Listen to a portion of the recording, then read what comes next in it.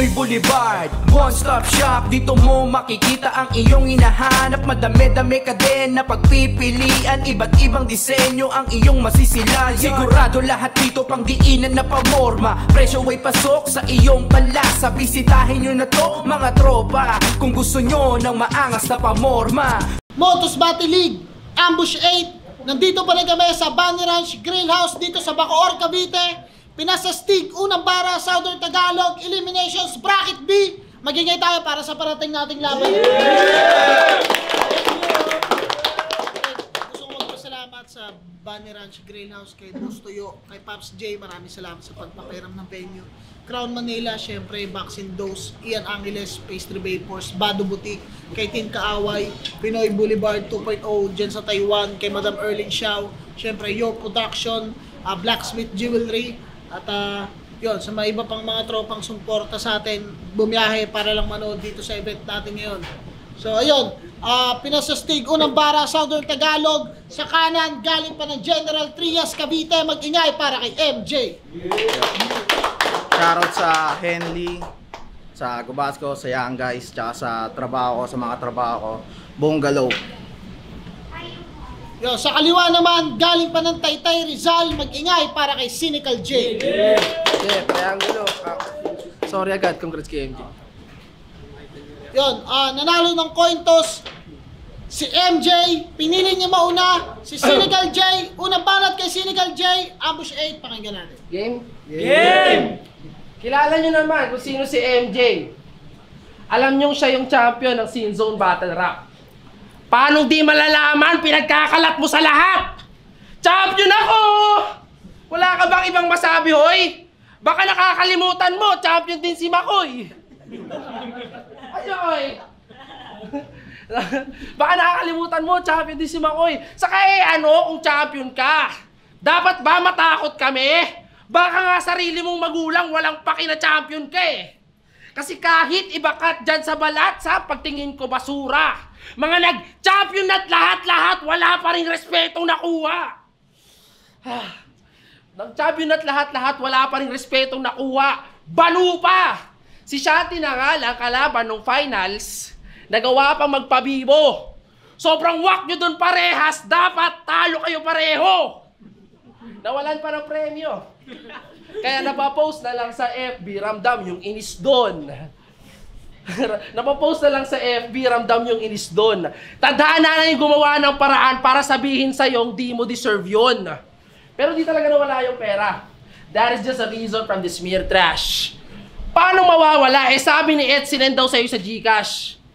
Diba? Pinang-adik mo. Tapos pinagkalat mong nawala. Pare, ano na? Di siya nagsisinungaling nung sinabi niya ang pera na naging bato pa. Pero kung nakalusot ka doon sa peking batusay, pues sa akin masisiritan. Ibang klase ko humawak ng espada, di mo to mapipigilan. Hahatian ka sa ibang parte ng katawang papasok sa aking isipan. Pwede rin kayong mag-request ng cut, parang judging ni Ilan. Sabay, babalian ko ng buto-buto hanggang tong MJ mag-bloat. Sa sobrang daming bale, pwedeng king of pop parang yung MJ may coat. Malabong umangat sa akin kahit sa MJ mag-float kasi Lebron hater lang magsasabi na tong MJ ay GOAT. Para kay MJ. Yo! Pati pagcha-champion ko sa Scene Zone, pinupuna mo pa? Masyado kang ulagang mangyan. Buti pa nga si Makoy nag-champion na eh. Ikaw, kamusta ka naman? Kailan mo balak, tol? Pedestal 38? Mongoloid Edition? Yo! Okay. February pa lang sana, may battle na ako. Kaso nga lang, nagkaayawan. Kasi may isang battle MC na umatras sa akin at wala akong pakialam kahit matamaan. Kaya ikaw na lang yung pinalit sa sitwasyon niya. At napasama pa kalagayan. Kasi kung di lang sana natakot yung Grim, malamang nakaligtas ka sana sa kamatayan. Kaya warap, Cynical J! Ngayon pa lang sasabihan na kita na di mo kayang daragin to, boy. Kasi bakit pa ako kikilabutan sa'yo eh? Ultimo nga yung sundo, hindi sa akin tumuloy. Anong dapat kong pangambahan? Mas lamang to sa height? Pahirapan din masapol. Si Goliath nga, madali lang natalo ni David eh. Bato lang ginamit pampukol. Kaso ang pinagkaiba nyo lang, tol. Mas malala yung sasapitin literal. Pinapangako kong walang babanda sa yung rock pero gagamitin ko metal o bakal. Kaya bakal. Kaya walang ligtas to sa akin kahit ilabas niya pa ang todo. Alam niyong delikado yung engine na nag-comeback tapos yung 45 naka-auto. Malabo kang makaiwas sa mga balang tatama, loko. Pagkat yung kalaban may dating hitman na nagpataba na parang Sakamoto. Woo! Ako'y walang modo. Di titigil sa pagputok, akala mo nasa bangsa Moro. At marami ring madadamay, lalo na yung taga-Pampangang bobo. Kaya ba't nag-solo? Dapat nagpatulong ka na para butas lahat ng ulo. Kasi mapapatras mo lang naman ako, men, pag yung 45 umaangat ang dulo. Umandang manlumo. Sunod-sunod yung shot sa kanya lang patungo. Sabay yung tip ng 45 ipuputok sa bandang uso. Round 1 pa lang pinakitaan na kung paano magpagulong. At kahit triangulo ka pa ay manghihingi ka sa Diyos ng tulong. Ay! Sobrang ingay! Napakakulit! Angas-angasan, kala mo, ganda ng gupit! Hindi nga yung gupit, di pantay. Boy, pa tumira sa'yo?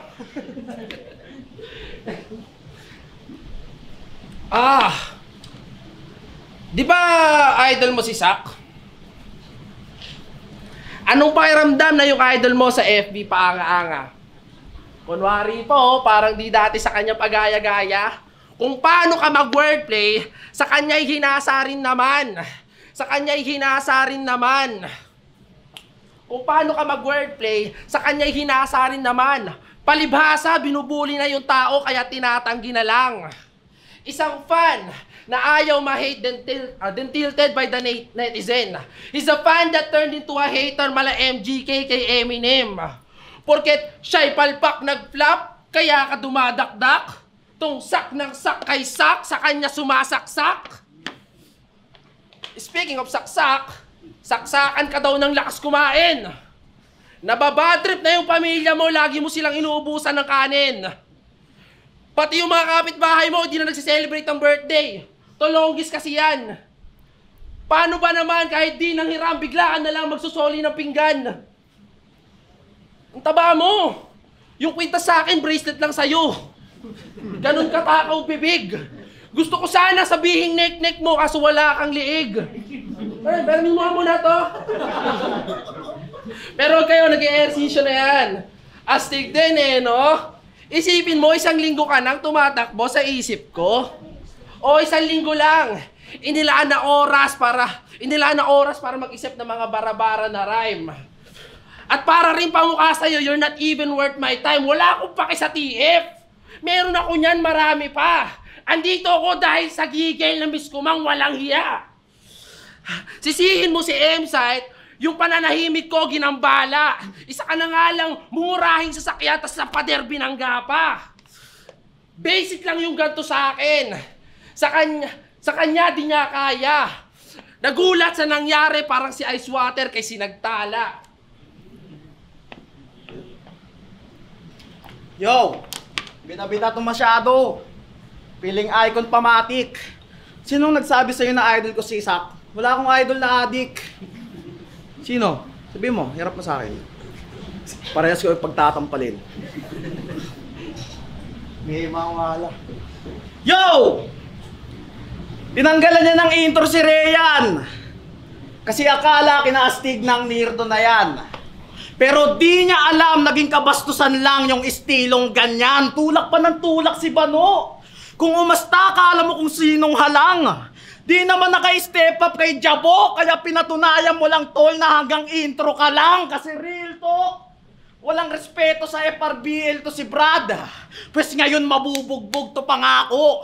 Kasi imbis na tulungan mong makaahon yung plug, ba't pinapalubog mo palalo? Pinapalubog mo palalo. Pinahayaan lang naman din kasi sila. Kaya nasasanay itong mga waktok mall. Pinapabayaan umangat yung mga basura. Paano wala namang flood control? Wala namang flood control. Kaya dapat nga ingatan mo yung liga mo na yung boss. Madami pa dong susunod na mga bago. madami pa dong magkakampyong babatil sa motos at madudurog kada dayo. Kasi di ba, yung ibang champion sa FRBL, pag lumapag dito, puro talo tinamo. Patunay sila, Diyos, Trev at Team Denver, yun na nga yung trademark yung sinalo. Kaya sige, sabihan yung mali si MJ at sablay yung mga diga ko. Kasi pag nag-champion si Vicente sa FRBL, malaking sampal yun sa liga nyo. Pero di talaga ako again sa FRBL. Sa katunayan nga, gusto ko rin bumatel doon, walang halong buhok to. Kaso nga lang, nawalan ako ng gana mula nung napanood ko mag-rebat yung shota mo. Really? Para lang mapatay yung ahas, nagpatulong ka pa sa GF mo, walang patawad na ko. Mas naging lalaki pa sa kanya yung babae, oh, eh ba't adan patawag sa'yo? Partida, cynical ka pa niyan, ha? It means, wala kang pakialam sa mga nakapaligid bano. Tanging sarili mo lang yung tunay at peke yung mga taong malapit sa'yo. Kaso mang pinagtataka ko lang naman, parang hindi mo napangatawanan yun yung hula ko. Kasi kung tunay nga na wala kang tiwala sa mga tao, bakit pinagribat mo shota mo? Paki-explain. Walang paninindigan. Kaya ano pang ibabato mo sa akin? Ngayon pa lang tapos na to. Si MJ pa talaga napiling kalabanin, pues sumanda ka matus na ko. At yung way na tinira ko yung FRBL, hindi pa yun yung dead end, bro. Mamaya sa round 3, pag-usapan natin yung nangyari sa inyo ng ex-girlfriend mo. Mag-ready ka. Okay, game. Pre. Napanood ko yung laban nyo ni Aubrey.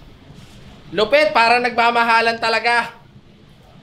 Joke lang, mukha kayong mag-ex na di magkasundo dalawa. Ganito yung eksena nila dun, oh. Round 1, naglibugan sila. Kaya si MJ naging horny.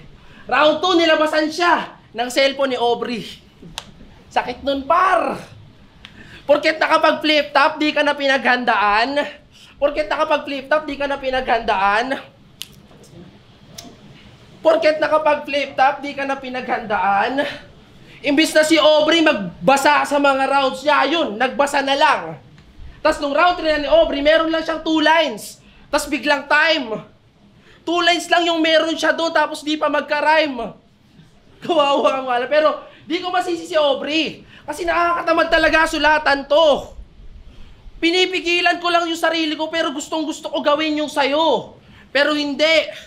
Out of respect sa liga, nag-effort at dumiskarte to. Sa katunayan, kahapon nakalib ako sa trabaho para lang tapusin yung round 3 ko. Pero deserve mo ma-disrespect.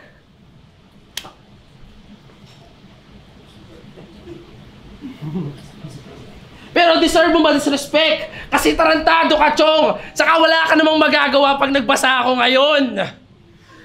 Pag-usapan naman natin yung... Oh, shit. Pag-usapan naman natin yung sinasabi mong pagsusulat mo kay One Life. Alam naman natin hindi yung totoo. Para iangat yung sarili, ibang tao idadamay. Nangihila ka pababa. Sa sariling kapatid, makipag-race yan pa kay. In short, yung mga sinasabi mo kay Ace is just a one lie. Sinasabi mo kay Ace is just a one lie. Pero joke lang, kasi wak kayo pareho. Sarap yung paguntugin dalawa hanggang parehas kayong ma-KO. Pagtapos itong battle, yung dagdag sa confirmed kills ko ay times 2. Yung kamao tumagos sa Ace, parang kamao ni Akainu. Nalo ko sa amin. Sayang. Sayang ko. Okay lang yan, bawi na sunod. Ano ba yun? May ba't pabawag na? Huwag na. Yo! Ready ka na? O, ready na daw siya. Pag-usapan na natin yung nangyari sa kanila ng ex niya. Tigil na muna sa yo-yo. Kasi may nasagap akong balita na mapapasabi to ng oh no. Ilalahad ko ngayon maigi. Hanggang sa mapaiyak din si bro. Kaya pag-usapan na natin yung nangyari sa kanila. Total sanay naman si Ellen sa talk show. Round 3 game! Props ako dito tol eh. Nakakahiya lang talaga ito. Basahin mo. Tapos ito ay pamigyan mo to. Get one and pass. Basahin niyo muna.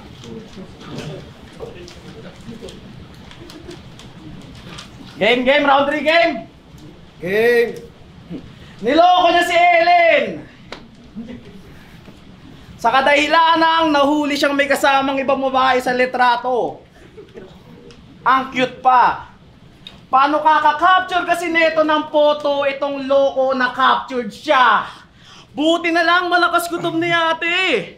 Nalaman niya agad partida, wala pa yung mabisang teller. At lalong alam niya rin hindi si Nego G yung nakakachat mong lunggani sa seller. Pero kidding aside, masaya ka ba na naloko mo si Ellen? At yung mga pangarap niya nagulo? O baka sinadya mo lang wasakin yung puso ng taong tinanggap ka ng buo? Kasi di ba dati kang tulak ng weed? At munti kang matuspato? Pero para lang mapatigil ka sa ganyang gawain, di ba si Ellen pa nag-push sa'yo? Di ka iniwanan ng tao, CJ. Kahit nadadamay na sa laban mo, hindi niya iniinda. Palaging handang tumayo sa likod mo kahit harap-harapang binababoy at tinitreaten pa. Kaso hindi mo yun naisip, CJ. At sa panloloko nagsettle na. O ano nangyari, naging better ba? Saktong ikaw nga si CJ ng GTA kasi cheater ka! At kung pero kung itatanggi mo pa yun iyo, alam na namin yung kulay mo. Pero kung itatanggi mo pa yun iyo, alam na namin yung kulay mo. Wala ka ng karapatang mag-deny dito. Minahal mo rin naman si Ellen ng tunay, bro. Mamamatay ka pa nga, di ba, kapag nawala siya? Gusto mo pa nga magkatabi yung hukay nyo? Kaso kahit mag-yeso yam ka pa, CJ, di na babalik yung buhay mo. Sakitan tayo. Kaya sige, ribat mo na lahat yun. Ay gago, wala ka na pala round 3. Sige, ribat mo lahat yun. Kaso hindi ka daw marunong, sabi ng ex mo. So ano pa yung kakasabikan? Ang sakit no, di ka na marunong magbalik, tapos si Ellen di ka pa babalikan. At kung nagtataka ka pa kung bakit, yung round 3 ko wala nang pasikot at sa kanya lang brother. At kung nagtataka ka pa kung bakit, yung round 3 ko wala nang pasikot at puro sa kanya lang brother, sinadya ko talagang puruan yung dating mundo mo kaya nga umikot lang sa isang angle dahil laro ko to tanga. Bawal dito yung puro putak. Di ka makakasabay bobo sa mga linya kung pansalaksak. Harap-harapan bababuyin, harap-harapan sasalpak. Hindi to tatawaging MJ kundi marunong dumaktak. Salamat yun.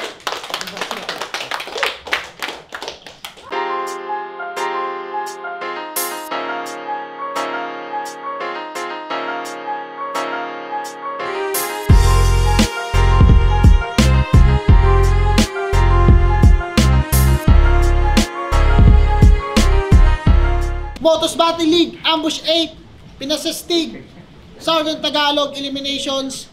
Magingay pa kayo isang beses para sa kanilang dalawa. MJ versus Cynical J. Yun, gusto ko lang magpasalamat sa Bunny Ranch sa pagpapahiram ng venue. Silipin nyo yan sila, dito lang yan sa Bacoor, Cavite, along Aguinaldo Highway. Check nyo lang Bunny Ranch Grill House and Resto Bar. Yun, sa mga suot ko, Crown Manila, syempre, Vaccine Dose, Pinasastig, unang bara, check nyo rin yung social media nila, Barangay Astig. At yun, boto ng Jurado, mag-a-advance sa second round, 3-0, magingay para kay MJ. Shoutouts kay Cynical J. Yo, shoutout kay Ellen, okay ka. Yo, shoutout kay Ate Ellen, okay lang naman daw yun. Syempre shoutout sa girlfriend ko, mahal na mahal kita palagi. Ikaw lang bibs, sapat na. Shoutout sa mga trabaho ko kay Chef John, Chef Dencio, kay Warren, kay Kuya Kit, kay Kuya Ronald, kay La Rojan, kay La Kuya Eddie Boy, kay Ma'am Hazel, kay Sir Ian. At sa mga boss, kay Sir Albert Trinidad, tsaka syempre sa Young Guys, sa Henley, kay Shanti, babawi yan. Tsaka shoutout pa syempre kay Kuya Angelo de Guzman, tsaka kay Tito Bin at sa buong Young Guys, tsaka Henley.